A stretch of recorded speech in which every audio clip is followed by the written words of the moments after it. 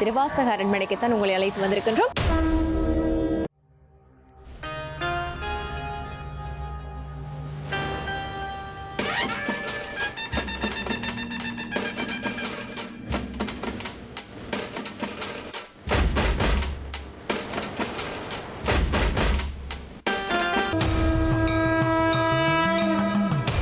எதிர்பாராத விதமாக திருவண்ணாமலை திருக்கோயில் வடக்கு வீதியிலே ஒரு சித்தரை சந்திக்கின்ற வாய்ப்பு கிடைத்தது.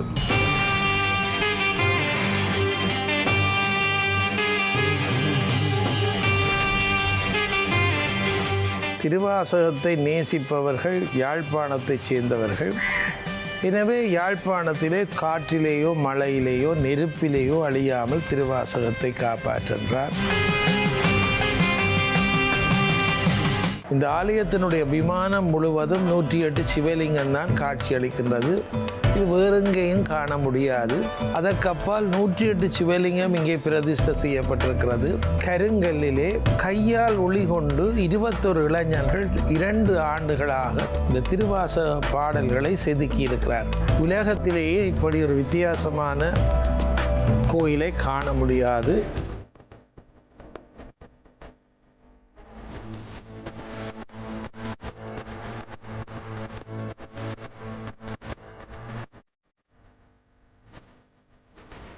வழியே செல்பவர்களுக்கு தானே விரும்பியிருந்து உங்களாலேயே அபிஷேகிக்கக்கூடிய அந்த அபிஷேக வழிபாட்டை ஏற்கிறதாக சிவ தட்சிணாமூர்த்தி திருக்கோயில் அமைந்திருப்பது ஈழ தேசத்திற்கு கிடைத்த மிக பெரும் ஒரு வரப்பிரசாதம்.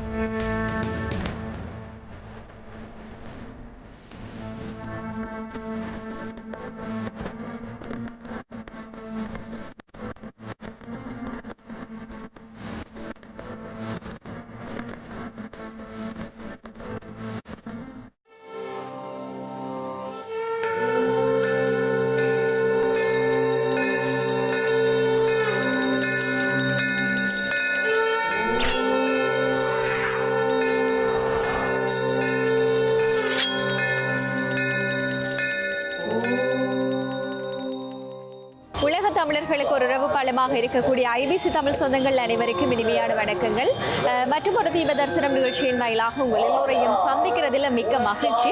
உங்கள் எல்லோருக்குமே தெரியும், இந்த நிகழ்ச்சியின் வாயிலாக ஒவ்வொரு வாரமும் ஒவ்வொரு ஆலயத்திற்கு உங்களை அழைத்து வரக்கூடிய நாங்கள் இன்றைக்கும் கூட யாழ்ப்பாணம் நாவற்குழி பகுதியிலே அமைந்து காணப்படுகின்ற திருவாசக அரண்மனைக்குத்தான் உங்களை அழைத்து வந்திருக்கின்றோம். நீங்கள் யோசிப்பீங்கள் ஆலயம் என்று சொல்லி போட்டு அரண்மனையை பற்றி கதைக்கிறான்னு சொல்லி. ஆனால் இந்த திருவாசக அரண்மனையில் சிவதட்சிணா மூர்த்தியை மூலமூர்த்தியாக கொண்டுதான் இந்த திருவாசக அரண்மனை அமைக்கப்பட்டிருக்கிறது. அந்த வகையில் இந்த திருவாசக அரண்மனை தோற்றம் பெற்ற வரலாற்றையும் அதை தாண்டி இதனுடைய சிறப்புகளையும் தான் இந்த நிகழ்ச்சியின் வாயிலாக தொகுத்து காண்பிக்க இருக்கின்றோம். எனவே தொடர்ந்து நிகழ்ச்சியுடன் இணைந்து பயணிக்கலாம், வாருங்கள்.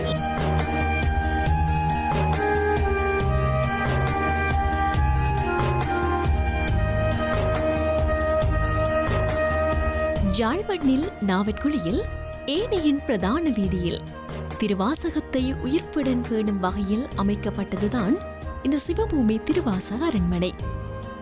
இந்த திருவாசக அரண்மனையானது சுமார் 10 பரப்பு நிலப்பரப்பில் அமைக்கப்பட்டுள்ளதுடன் வேறெங்கும் காண முடியாத பல்வேறு தனித்துவ சிறப்புகளையும் தன்னகத்தே கொண்டமைந்து காணப்படுகிறது.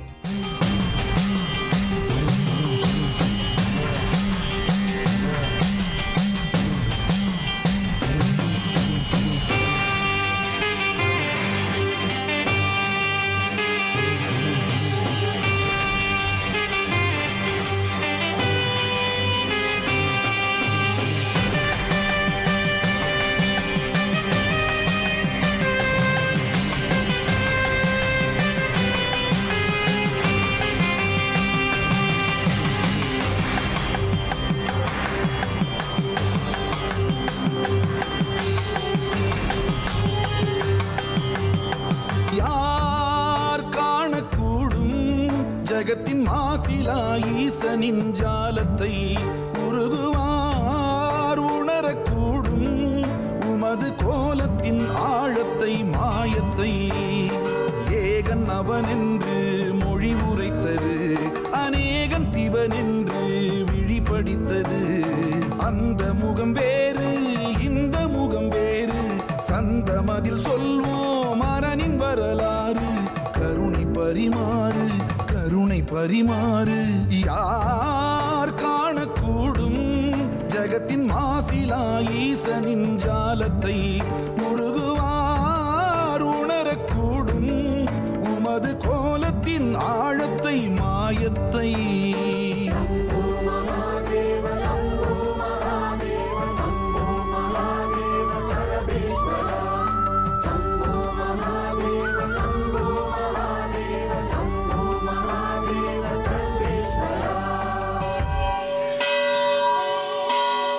இந்த திருவாசக அரண்மனை எவ்வாறு தோற்றம் பெற்றது என்பதை பார்ப்போமாக இருந்தால், இது உண்மையிலேயே ஒரு தனிநபரினுடைய கட்டுப்பாட்டின் கீழ் கட்டப்பட்ட ஒரு திருவாசக அரண்மனையாகத்தான் அமைந்து காணப்படுகிறது. அதுவும் செயின்ட் ஜூட் செல்வர் கலாநிதி ஆர் திருமுருகன் ஐயா அவர்களினுடைய முயற்சியால் தான் இந்த அரண்மனை அமைக்கப்பட்டிருக்கின்றது. நான் நினைக்கின்றேன், கடந்த 2-3 ஆண்டுகளுக்கு முன்னர் அவர் தென்னிந்தியாவிற்கு சென்றிருந்தார். அதுவும் திருவண்ணாமலை வீதியில் நடைபெற்ற திருமுறை மாநாட்டில் கலந்து கொள்வதற்காக அவர் அங்கு சென்றிருந்தார். அப்ப அந்த நிகழ்வில் பங்கேற்று மீண்டும் திரும்பி வருகின்ற சமயத்தில் ஒரு சித்தர் ஒருவரை சந்திக்கிறார். அப்ப அந்த சித்தர் கூப்பிட்டு சொல்றார், ஈழத்திலே திருவாசகத்தை காப்பாற்றுங்கள், திருவாசகம் உங்களை காப்பாற்றும் என்று சொல்லி சித்தர் ஆர் திருமுருகன் ஐயாவை நோக்கி சொல்றார். அப்ப ஆர் திருமுருகன் ஐயா அவர்களும் சித்தரிட அந்த வாக்கை ஏற்றுக்கொண்டு தென்னிந்தியாவிலிருந்து இலங்கைக்கு வருகின்றார். இலங்கைக்கு வந்து புலம்பெயர்ந்து வாழுகின்ற மக்களினுடைய நிதி உதவியாலும் தன்னுடைய முயற்சியாலும் இந்த யாழ்ப்பாணம் நாவற்குழி பகுதியிலே அந்த அரண்மனையை அமைக்கிறதுக்கு ஒரு இடம் ஒன்றை வாங்கி அந்த இடத்திலேயே ஒரு திருவாசக அரண்மனையை அமைத்தார். இந்த அரண்மனை தான் இப்பொழுது சிவபூமி திருவாசக அரண்மனையாக தோற்றம் பெற்று காணப்படுகிறது.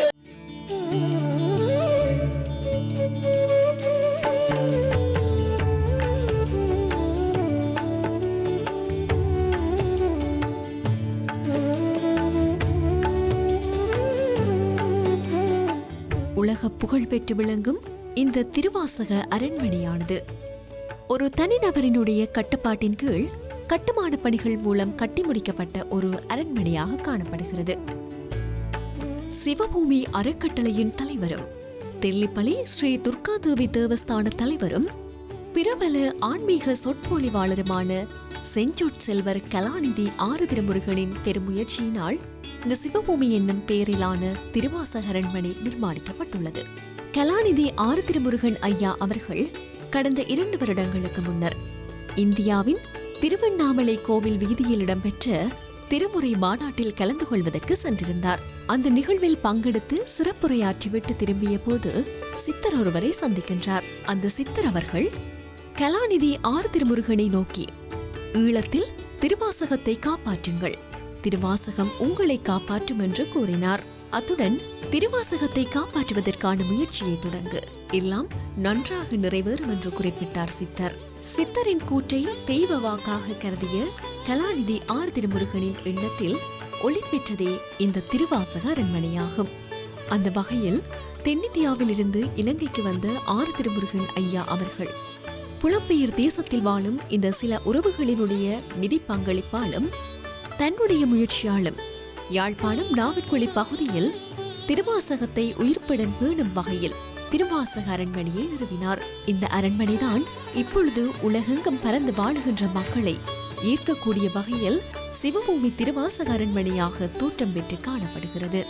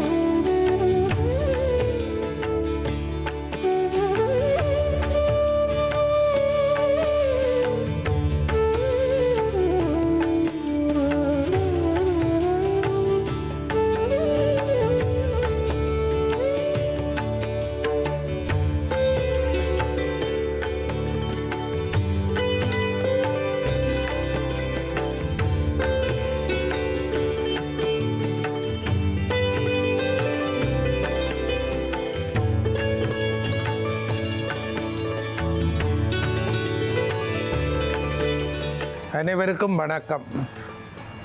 நாவற்குழி யாழ்ப்பாணம் திருவாசக அரண்மனை 1918ஆம் ஆண்டு இந்த ஆலயம் கும்பாபிஷேகம் இடம்பெற்று சிறப்பாக இயங்கி வருகிறது. இந்த ஆலயம் இந்தியாவிலே திருவண்ணாமலையிலே சிறியன் திருமுறை மகாநாட்டுக்கு உரையாற்ற சென்றபோது எதிர்பாராத விதமாக திருவண்ணாமலை திருக்கோயில் வடக்கு வீதியிலே ஒரு சித்தரை சந்திக்கின்ற வாய்ப்பு கிடைத்தது. அந்த சித்தர் பிரான் திருவாசகத்தை பற்றி உரையாற்றிய என்னை அழைத்து ஆசீர்வதித்து, திருவாசகம் பிறந்த இடத்தை விட திருவாசகத்தை நேசிப்பவர்கள் யாழ்ப்பாணத்தைச் சேர்ந்தவர்கள். அங்கேதான் கோயில்களிலும் பள்ளித்தலங்களிலும் ஒரு மனிதனுடைய இறுதி வைபவத்திலும் திருவாசகம் நன்றாக பயன்படுத்தப்படுகிறது. எனவே யாழ்ப்பாணத்திலே திருவாசகத்துக்கு ஒரு நிரந்தரமான இருப்பிடம் ஒன்றை அமைக்க வேண்டும் என்று கேட்டார்கள். அப்போது திருவாசகத்துக்கு என்ன சுவாமிகள் நிரந்தர இருப்பிடம் கேட்கிறார் என்று நான் கேள்வி கேட்டபோது அவர்கள் திருவாசகத்தை அழியாமல் காப்பாற்ற வேண்டும் என்றார். நான் திருவாசகத்துக்கு யாழ்ப்பாணத்திலேயே 2 பெரியவர்கள் உரி எழுதியிருக்கிறார்கள் என்று சொன்னேன். இல்லை, காற்றிலேயோ மழையிலேயோ நெருப்பிலேயோ அழியாமல் திருவாசகத்தை காப்பாற்றென்றார். அப்பொழுது விளக்கம் இல்லாமல் இருந்தது. பின்பு கருங்கல்லில் பதிப்பிக்க சொல்லுகிறார் என்பதை உணர்ந்தேன். யாழ்ப்பாணத்திலே கருங்கல் இல்லை என்று சொன்னேன். முயற்சி செய்யாமல் பேசாதே என்றார். அவருடைய அந்த ஆசீர்வாதம் யாழ்ப்பாணத்துக்கு சென்று முயற்சி செய்ய சொன்னார். யாழ்ப்பாணம் நாவக்குழி A9 வீதியிலே ஆஸ்திரேலியாவில் வசிக்கும் டாக்டர் மனமோகன் இதய வைத்திய நிபுணர் இந்த நிலத்தை வழங்கினார். பலர் நிதியை வழங்கினார்கள். இன்று திருவாசக அரண்மனை கட்டப்பட்டிருக்கின்றது. தட்சிணாமூர்த்தி மூலமூர்த்தியாக இங்கே வீற்றிருக்கின்றார்.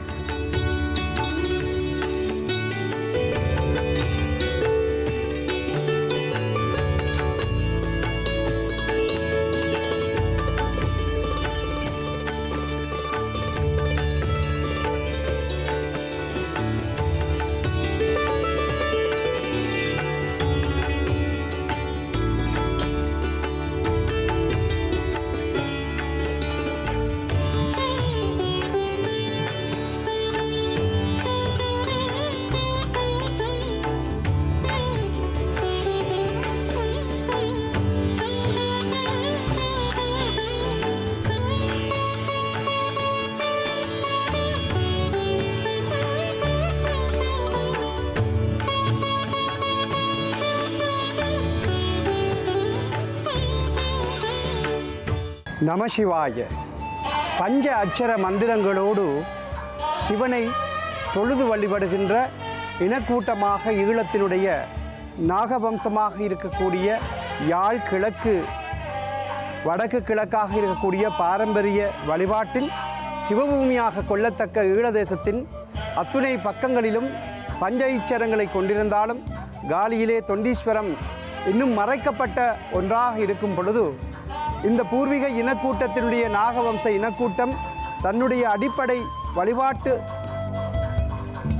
பூர்வீக வழிபாட்டின் அம்சங்களை கொணர்ந்து வழிபடும் பொழுது ஆகமங்கள் இடைக்காலமாக வருகிறது. இந்த இடைக்காலமாக வருகிற ஆகம விதிகளை தாண்டியதாக ஈழதேசத்தில் மட்டும் பல்லாயிரக்கணக்கான கோயில்கள் இருந்து கொண்டிருந்தன. இப்பொழுது மருவி சில ஆலயங்கள் மட்டும் இருக்கிறது. இன்னும் இந்த பூமியிலே இருக்கக்கூடிய நாக இனத்தினுடைய தொன்மையான வழிபாட்டில் முருக வழிபாடும் அதுபோலவே விநாயக வழிபாடும் இணையாக உள்ளது. யானை என்கின்ற அந்த மஸ்தக அடையாளத்தோடு கூடியதை யானை கட்டி போரடிக்கின்ற இனமாக இந்த இனம் மடு என்கின்ற பிரதேசங்களை அடிப்படையாக கொண்டு இரணை மடு, காய்ந்த மடு, பெரிய மடு என்கிற மடுக்களையும் அங்கு சுனைகளையும் சுனையோடு கூடியதாக இந்த பூர்வீக தாய்வழி சமூக வழிபாட்டையும் கொண்டிருந்தது. இந்த தாய்வழி சமூக வழிபாடுதான் பார்வதி வழிபாடாக, மாரியம்மன் வழிபாடாக இந்த பூமியிலே நிலைத்திருந்தது. இந்த நகர்வின் மூலமாக இந்த மக்கள் நகரும் பொழுதெல்லாம் ஒவ்வொரு நாட்டிலும் இந்த மாரியம்மன் வழிபாட்டை கொண்டு சேர்க்கிறார். தென்னாருடைய சிவனே போற்றி என்று தெற்காக இருக்கக்கூடிய இந்தியாவின் தென்பக்கமாக உள்ள ஈழதேசம் நாகதேசமாகவும் நாகர்கள் அதிகமாக வாழ்வியல் உடையதாக இருந்ததனால் இந்த பூமியிலே இந்த வழிபாடு உன்னதமாக பேணப்பட்டது. இருப்பினும் இந்த வடக்கு பிராந்திய பகுதியிலே இருக்கக்கூடிய முருக வழிபாடு கைலாய பரம்பரையினுடைய முருக வழிபாடோடு சம்பந்தமுடைகிறது. இவ்வாலயமானது முருகனையும் விநாயகனையும் அடிப்படையாக கொண்டிருந்தாலும் இவ்வழிபாட்டினுடைய உன்னதத்தையும் தாய்வழியின் சமூகமாக உள்ள கணபதியின் தோற்றத்தின் அடிப்படைகள் இவ்வாலயத்திலே பேணப்பட்டிருக்கிறது. சக்தி எல்லையில் சிவனை என இருக்க கடவதாக சொல்லுவார்கள். அவ்வகையிலே தாய்வழி சமூகத்தின் பற்றுதலோடு ஆன்மபலமுள்ள இந்த சிவன் அத்துணை காரியங்களையும் செய்கிற இந்த ஈசான தத்புருஷ வாமதேவ அகோர சத்யோஷாதம் என்று இதனை சமஸ்கிருதத்தில் சொன்னாலும் நிலம், நீர், காற்று, ஆகாயம், நெருப்பு என்று சொல்லுகின்ற அம்சங்களை அடிப்படையாக வைத்து இந்த சிவனுடைய வழிபாட்டை கொள்ளுவார்கள். மருத நிலத்தையும் அதனுடைய அடிப்படைகளையும் அதிகமாக நெருக்கமாக கொண்ட இந்த பகுதியிலே சிவனை வழிபடுவதோடு நந்தியை வழிபடுகின்ற வழிபாட்டையும் உன்னதமாக போற்றுகின்ற வழிபாடு இங்கு இருக்கிறது.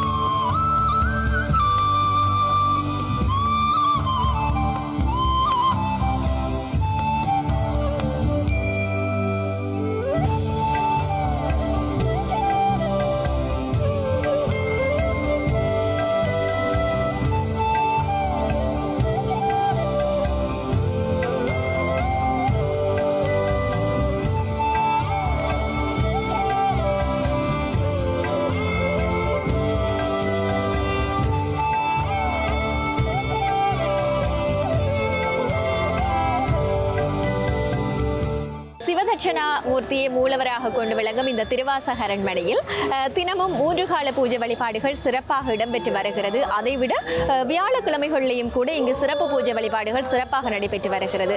அது மாத்திரமில்லாமல் ஏனைய ஆலயங்களை போன்று இந்த திருவாசக அரண்மனையிலும் 10 நாட்கள் மகோற்சவ திருவிழா நடைபெறுகிறது. ஏனைய ஆலயங்களில் கொடிக்கம்பம் நாட்டி திருவிழா நடைபெறுகிறது. ஆனால் இங்கு அலங்கார உற்சவமாக திருவிழாக்கள் சிறப்பாக நடைபெற்று வருகிறது. அதுவும் இந்த திருவிழா எப்போ நடக்குதுன்னு சொல்லி சொன்னால் இந்த ஆலயத்தினுடைய கும்பாபிஷேக தினம், அதாவது ஆனி மாதம் 25ஆம் தேதி அந்த தினத்தை 10வது நாளாக கொண்டு 10 நாட்கள் திருவிழாக்கள் இங்கு வெகு விமர்சையாக அனுஷ்டிக்கப்பட்டு வருகிறது.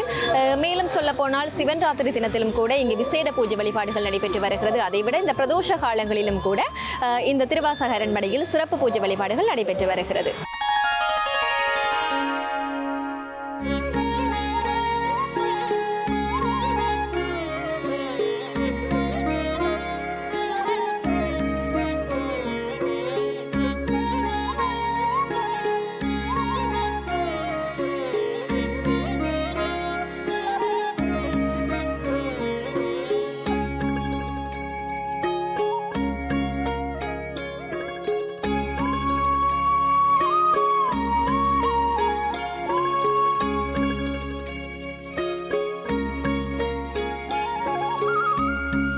திருவாசக அரண்மனையின் மூலவராக சிவதட்சிணாமூர்த்தி திருக்கோயில் தெற்கு நோக்கி அமைக்கப்பட்டுள்ளது. சிவதட்சிணாமூர்த்தியின் திருவுருவச் சிலை 4.5 அடி உயரம் கொண்டதாக காணப்படுகின்றது. மூலவராக திகழும் சிவதட்சிணாமூர்த்திக்கு தினமும் 3 கால பூஜைகள் சிறப்பாக இடம்பெற்று வருகிறது. அத்தோடு ஒவ்வொரு வியாழக்கிழமைகளில் இங்கு சிறப்பு பூஜை வழிபாடுகள் நடைபெற்று வருகிறது.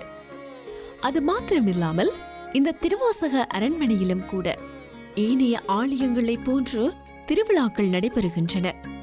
அதாவது இந்த ஆலயத்தின் கும்பாபிஷேக தினம் ஆடி மாதம் 25ஆம் தேதி நடைபெறுகிறது. இந்த ஆடி மாதம் 25வது தினத்தை 10வது நாள் உற்சவமாக கொண்டு அதற்கு முன்னர் 9 நாட்கள் திருவிழாக்கள் வெகு விமர்சையாக அனுஷ்டிக்கப்பட்டு வருகிறது. மேலும் இங்கு சிவன் ராத்திரி மற்றும் பிரதோஷ காலங்களிலும் விசேடமான பூஜை வழிபாடுகள் நடைபெறுகிறது.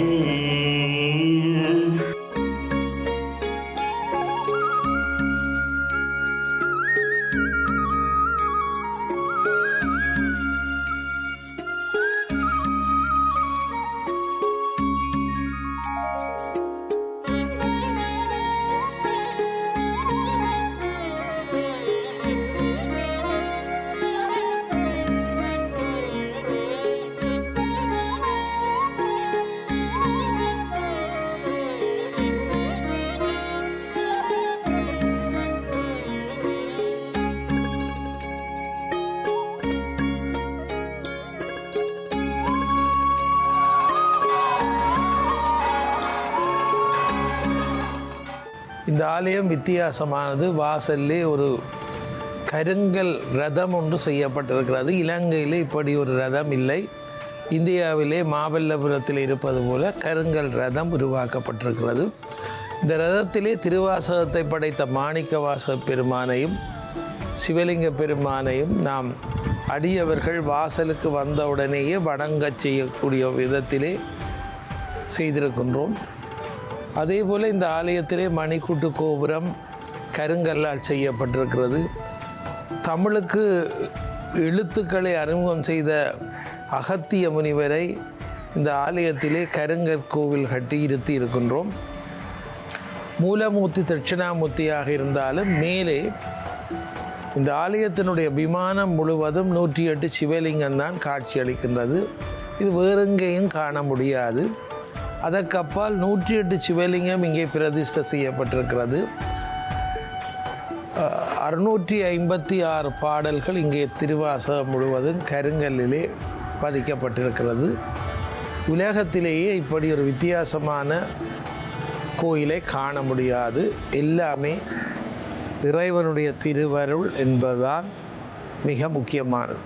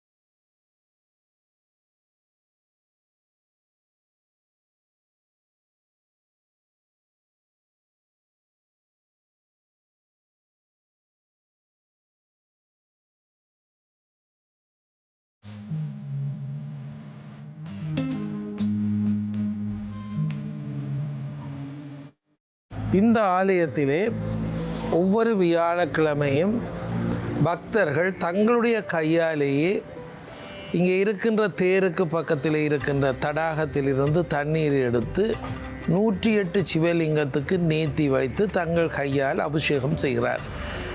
இது யாழ்ப்பாணத்திலே இது ஒரு தனித்துவமான வழிபாடு. தாங்களே சிவலிங்கம் அத்தனைக்கும் அபிஷேகம் செய்கின்ற ஒரு வசதியை நாம் ஏற்படுத்தியிருக்கிறோம். ஒவ்வொரு வெள்ளிக்கிழமையும் ஏராளமான பக்தர்கள் வந்து அபிஷேகம் செய்வார்கள். 2018ஆம் ஆண்டுக்கு பின்பு சிவராத்திரியிலே சுமார் 50,000 பேர் காலையில் இருந்து மறுநாள் வரை தொடர்ந்து இங்கே அபிஷேகம் செய்து கொண்டிருப்பார்கள். நாங்கள் 7-8 கிணற்றிலே இருந்து தண்ணீர் பவுசரிலே கொண்டு வந்து இங்கே அபிஷேகத்துக்கு பயன்படுத்துகிறோம். என்றால் இங்கே சுற்றி வேற இருக்கிற 4 கிணற்று தண்ணீரும் முடிந்துவிடும். அந்த அளவுக்கு பக்தர்கள் இங்கே வந்து அபிஷேகம் செய்வார்கள். சிவராத்திரி அது கண்கொள்ளா காட்சி. அது மட்டுமல்ல, தட்சிணாமூர்த்தியை நேர்த்தி வைத்து கல்விக்காகவும் தங்களுடைய பிரச்சனைகளுக்காகவும் தட்சிணாமூர்த்திக்கு இங்கே வந்து அபிஷேகம் செய்வார்கள். நினைத்த காரியங்கள் கைகூட வேண்டும் என்று பிரார்த்தனை செய்வார்கள். ஏராளமான பக்தர்களுக்கு ஒரு நம்பிக்கை பிறந்திருக்கிறதால் இந்த ஆலயத்திலே அந்த வழிபாடு உச்சம் பெற்றிருக்கிறது. பிரதோஷ வழிபாடும் இங்கே சிறப்பாக நடைபெறுகிறது. ஒவ்வொரு பிரதோஷத்துக்கும் அபிஷேகம் நடைபெற்று குறிப்பாக நந்தியம் பெருமானுக்கு பக்தர்கள் தங்களுடைய கையாலே அபிஷேகம் செய்து தங்களுடைய கோரிக்கைகளை நந்தியினுடைய செவியிலே செப்புகிற ஒரு நடைமுறை இங்கே வலுப்பெற்று வருகிறது.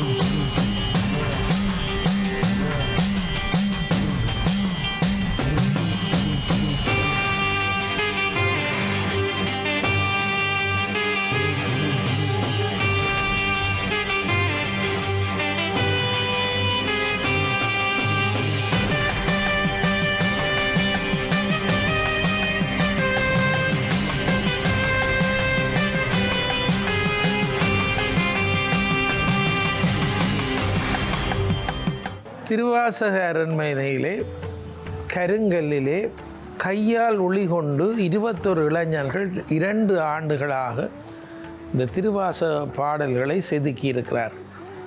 ஒரு எழுத்து பிழைத்தாலே ஒரு கல்லை மாற்ற வேண்டிய நிலை இருந்தது. இவ்வளவோ கஷ்டத்துக்கு மத்தியிலே இவ்வளவு பாடலும் கருங்கல்லிலே செதுக்கப்பட்டிருக்கிறது. இந்தியாவிலே திருவாசகம் பிறந்தாலும் ஒரு இடத்திலும் முழுமையாக திருவாசகம் கருங்கல்லிலே பதிக்கப்படவில்லை.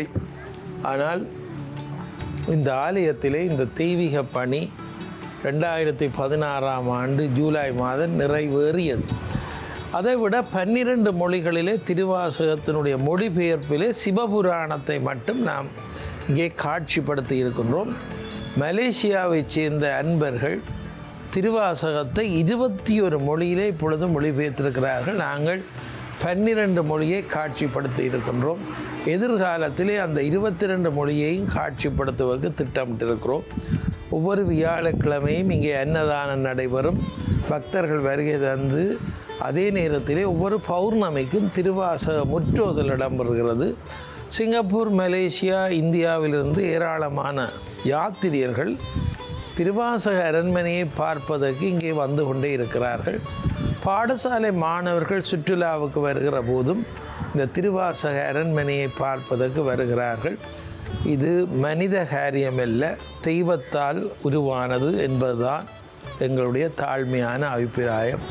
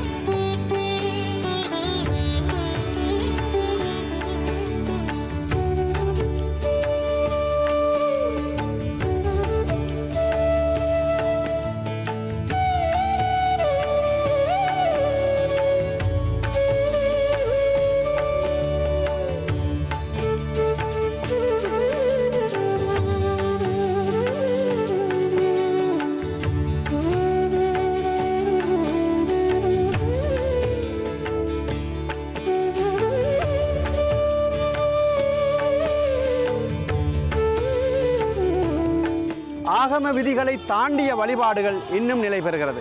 கதிர்காமம், மண்டூர், செல்வச்சன்னதி போன்ற ஆலயங்களிலே வாய்கட்டி பூஜை செய்வது போல முருகண்டி பிள்ளையாருக்கு அங்கே ஆகம விதிகளுக்கு அப்பாற்பட்ட வழிபாடு நடைபெறுகிறது.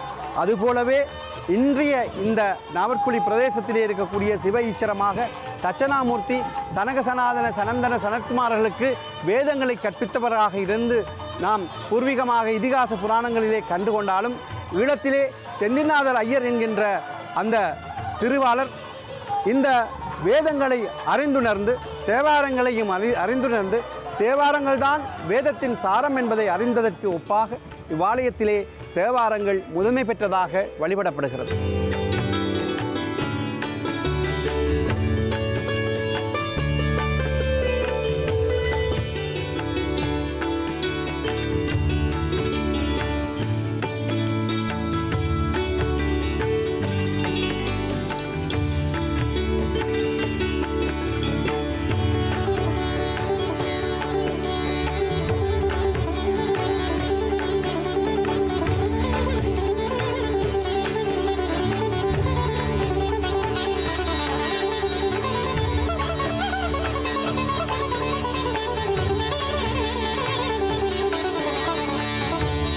சிவாய நம என்ற தத்துவத்தை புரிந்து கொண்டதாக இருக்கிறது.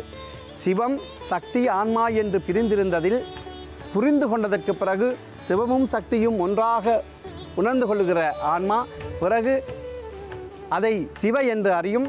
இன்னும் அறிந்து கொள்ள சி என அறிந்து கொள்ளும். சிக்குள் சிவமும் சக்தியும் ஆன்மாவும் ஒன்றரை கலந்திருக்கும். அப்படிப்பட்டது தான் வாழ்க்கையிலே நாம் சலித்து சொல்லுகிற சி இது வேண்டாம், சி இது போதும் என்று கடைந்தேறுகிற இறுதி நிலை. அந்நிலையில் உணர்ந்ததாக சிவத்துக்குரிய ஆலயம் உருவாக்கப்படுத்தப்பட்டு இங்கே இந்த ஆகம விதிகளுக்கு அப்பாலும் சென்று இந்த ஆலயம் வழிபடப்படுகிறது. இங்கு கங்காதரனுக்கு தீர்த்தத்தை தானே அபிஷேகிக்கிற பேரினை இந்த அத்துணை பக்தர்களும் பெற்றிருக்கிறார்கள். இவற்றுக்கு அப்பால் இந்த ஆலய சன்னிதானத்தினுடைய வளாகம் வருபவர்களுக்கு வழிபடக்கூடிய வகையிலே இருக்கிறது. தேர்ந்தெடுக்கப்பட்ட ஊர்தியிலே கொண்டு சென்று வழிபட முடியாத அந்த பக்தர்களுக்கோ அல்லது பாவிகளுக்கோ தன்னை கொண்டு சேர்க்கிற அந்த முறைமைகளுக்கு அப்பால் இது வழியே செல்பவர்களுக்கு தானே விரும்பியிருந்து உங்களாலேயே அபிஷேகிக்கக்கூடிய அந்த அபிஷேக வழிபாட்டை ஏற்கிறதாக சிவ தட்சிணாமூர்த்தி திருக்கோயில் அமைந்திருப்பது ஈழ தேசத்திற்கு கிடைத்த மிக பெரும் ஒரு வரப்பிரசாதம்.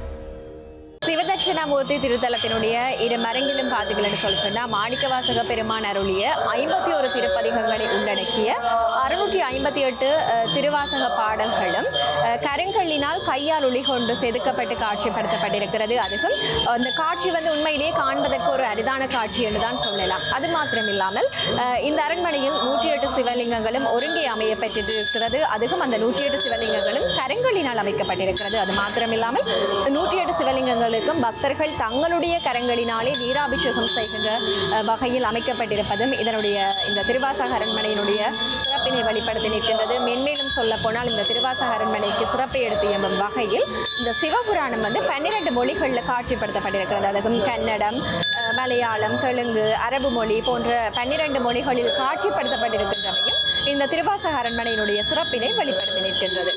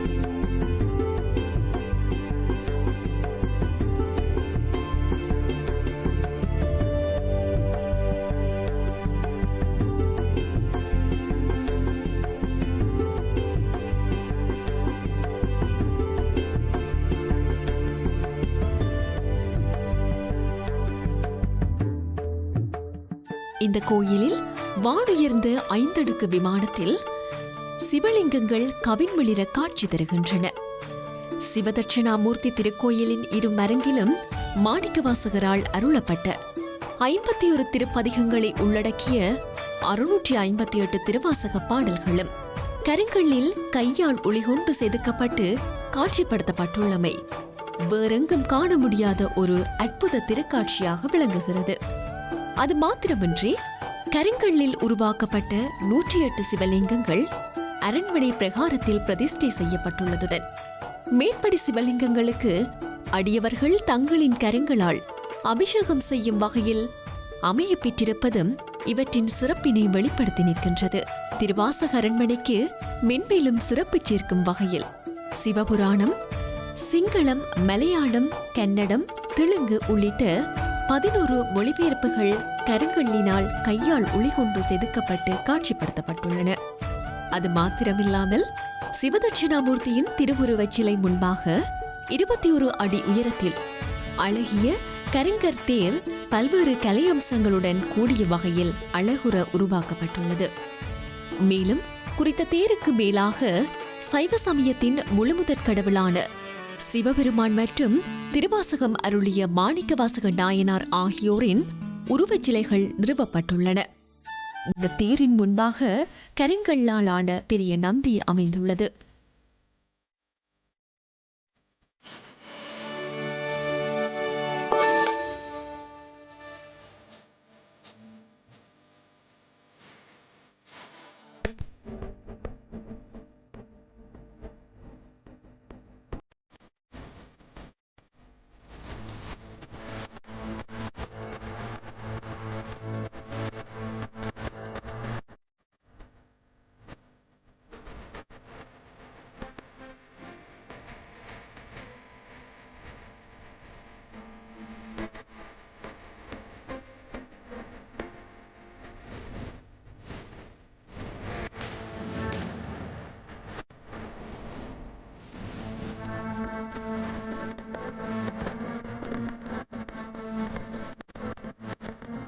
இந்த ஆலயத்திலே காலை, நண்பகல், மாலை என்று 3 வேளை பூசை நடைபெறுகிறது. நிறைய பக்தர்கள் வந்து வழிபாடு செய்வார்கள். இங்கே இந்த பெருந்தெருவிலே இருக்கிற காரணத்தினாலே வேலைக்கு போகின்ற அடியவர்கள் பெரும்பாலும் வந்து வழிபாடு செய்வார்கள். பிரதோஷ விரதம் இங்கே மிக முக்கியமாக அனுஷ்டிக்கப்படுகிறது. பக்தர்கள் வந்து பிரதோஷ விரதத்துக்கு தங்களுடைய கையாலே சிவலிங்கத்துக்கு நந்தியம்பெருமானுக்கும் அபிஷேகம் செய்து தங்கள் வேண்டுதல்களை நந்தியினுடைய செவியூடாக செப்புவார்கள். கும்பாபிஷேக தினத்தை அடிப்படையாக கொண்டு ஆண்டுதோறும் ஆனி மாதத்து நிறைவிலே இங்கே 10 நாட்கள் அலங்கார உற்சவம் நடைபெறும். அந்த அலங்கார உற்சவங்களும் தினமும் தட்சிணாமூர்த்திக்கு ஒவ்வொரு விதமான அலங்காரங்கள் செய்து படையல்கள் படைத்து வழிபாடு நடைபெறுகிறது. நிறைவு நாளிலே 1008 சங்காபிஷேகம் நடைபெறும். இங்கே கோமாதா பூசையும் இடம்பெறுகிறது. கோயிலுக்கு நேர்த்தியாக வழங்கப்பட்ட 26 பசுக்கள் இங்கே பசு பால் பொழிந்து கொண்டிருக்கின்றது. கோமாதாக்களையும் இங்கே வழிபாடு செய்கின்றோம் என்பதை கூறி, நாவற்குடி என்ற காரணத்தினாலே இங்கே நாவல் மரங்கள் விருட்சமாக கோயிலை சுற்றி இருக்கின்றது.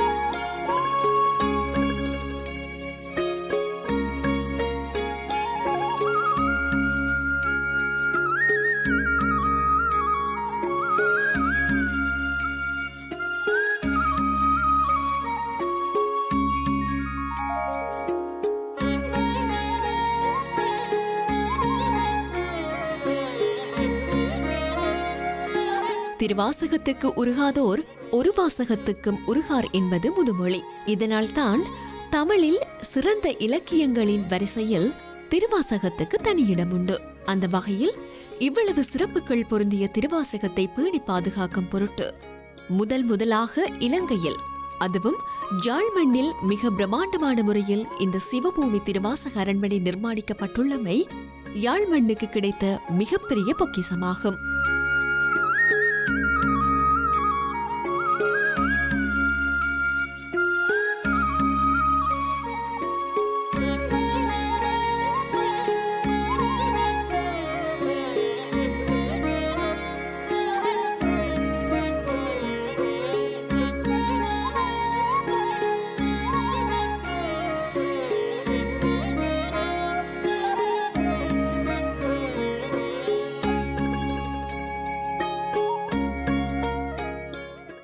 இங்கு 108 சிவலிங்கங்களும் ஒரு சிறப்பு பொருளை உணர்த்தி நிற்கிறது. சக்தியிலேயே சிவனை என கிடை என்பார்கள். இந்த மந்திரங்களிலும் 108 என்பது மிக முக்கியமான அம்சம். இதிலே 1, 0, 8, 108, இதில் 1ஐயும் 8ஐயும் பொருத்தும் பொழுது 9 என்கின்ற நவ சக்தியினுடைய தன்மை பெறும். இந்த சக்திகள் தான் இந்த உலக இயக்க சக்தியாக இருக்கிற அம்சங்கள். அவை பூர்வீகமாக இருக்கக்கூடிய நாக அம்சத்தின் தாய்வழி சமூக வழிபாடு. இந்த வழிபாடுகளை தொன்று தொட்டு நடாத்தி வருகிற நாம் ஒன்றை புரிந்து கொள்ள வேண்டும். இந்த உலகம் முழுவதும் இருக்கக்கூடிய உணவு பழக்க வழக்கங்களையும் மருத்துவத்தையும் கொண்டு வந்ததனால்தான் இன்றைக்கும் உலக மருத்துவ சம்மேளனம் நமது நாக சின்னமாக இருக்கக்கூடிய நாக வம்சத்தின் அடையாளத்தினை, பாம்பை அடக்கிய சின்னத்தினை வைத்திருக்கிறது.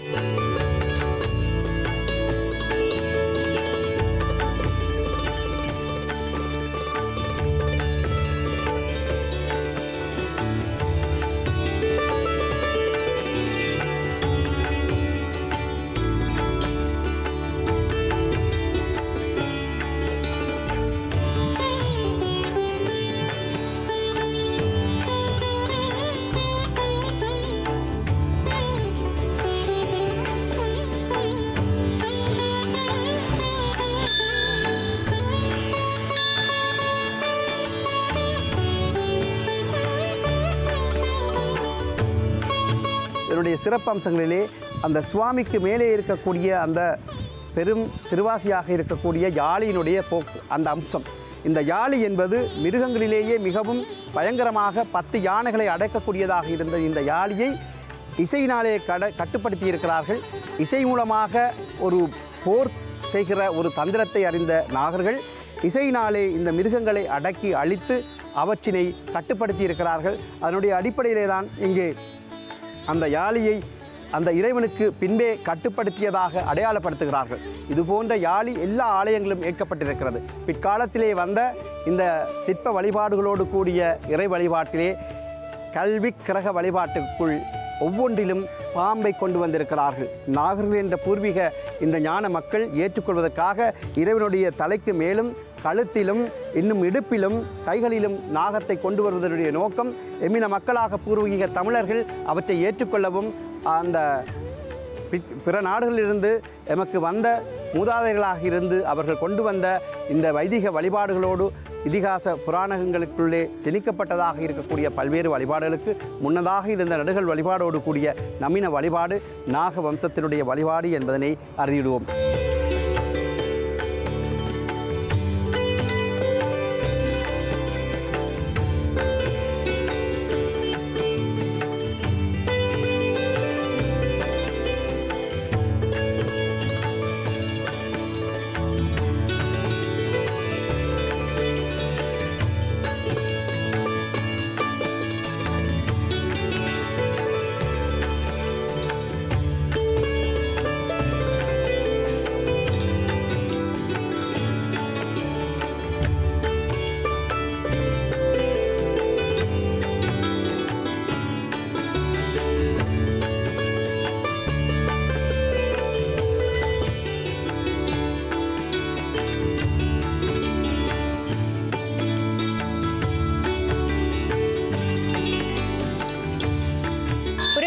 நீங்கள் இன்றைய தினம் யாழ்ப்பாணம் நாவற்குழி பகுதியிலே அமைந்து காணப்படுகின்ற திருவாசக அரண்மனையை பார்த்திருப்பீர்கள்.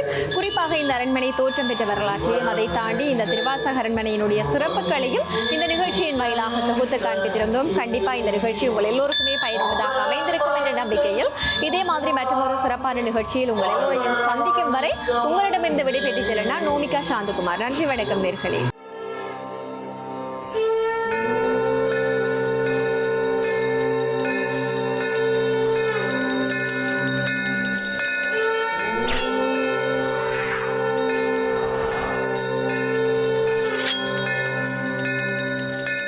Oh.